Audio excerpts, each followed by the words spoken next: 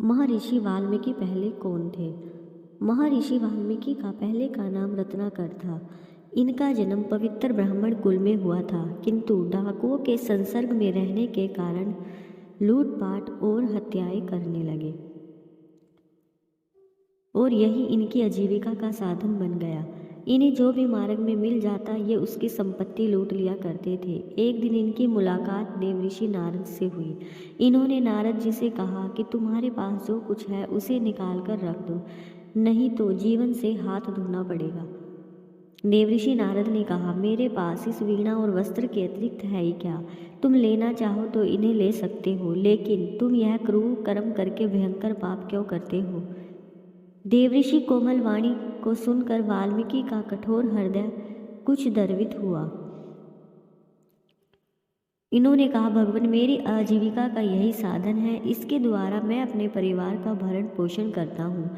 देवऋषि बोले, तुम जाकर पहले अपने परिवार वालों से पूछ आओ कि वे तुम्हारे द्वारा केवल भरण पोषण के अधिकारी हैं या फिर तुम्हारे पाप कर्मों में भी हिस्सा बटाएंगे। तुम्हारे लौटने तक हम कहीं नहीं जाएंगे। यदि तुम्हें विश्वास न हो तो मुझे इस पेड़ से बांध दो। देवऋषि को पेड़ से बांधकर ये अपने घर गए। इन्होंने बारी बारी से कुटुंबियों से पूछा कि तुम लोग मेरे पापों में भी हिस्सा लोगे या मुझसे केवल भरण पोषण ही चाहते हो?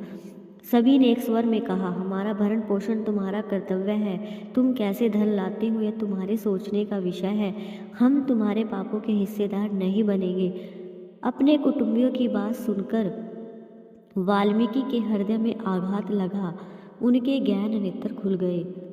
उन्होंने जल्दी से जंगल में जाकर देवऋषि के बंधन खोले और विलाप करते हुए उनके चरणों में पड़ गए।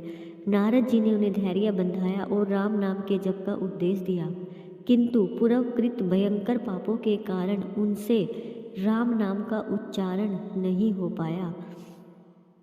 तदंतर नारद जी ने सोच समझकर उनसे मरा मरा जपने के लिए कहा। भगवान नाम का निरंतर जप करते करते वाल्मीकि अब ऋषि हो गए। उनके पहले की क्रूरता प्राणी मात्र के प्रति दया में बदल गई। एक दिन इनके सामने एक व्याध ने पक्षी के एक जोड़े में से एक को मार दिया। तब दयालु ऋषि के मुख से व्याध को शाप देते हुए एक श्लोक निकला। वह संस्कृत भाषा में लौकिक छंदों में प्रथम अनुष्टम छंद का श्लोक था। उसी छंद के कारण वाल्मीकि आदि कवि हुए। इन्होंने ही रामायण रूपी आदि काव्य की